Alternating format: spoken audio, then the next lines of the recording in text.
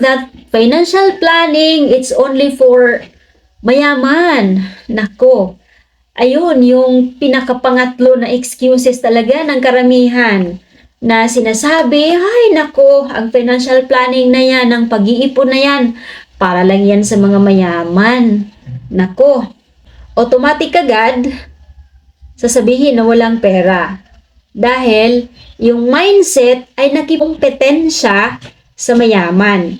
Dahil yung totoo naman dapat ito ang i-consider natin, unahin, na habang the time na nagkaroon ka ng income, nagkaroon ka ng salary, work, dapat inuuna mo yung 20% talaga na kailangan mong ilagay doon sa investment mo para in the future, magagamit mo. So, noona, kunin yung 20% at sunod, yung expenses mo na 50% para sa bahay at yung pangatlo, 30% for your lifestyle na. Yung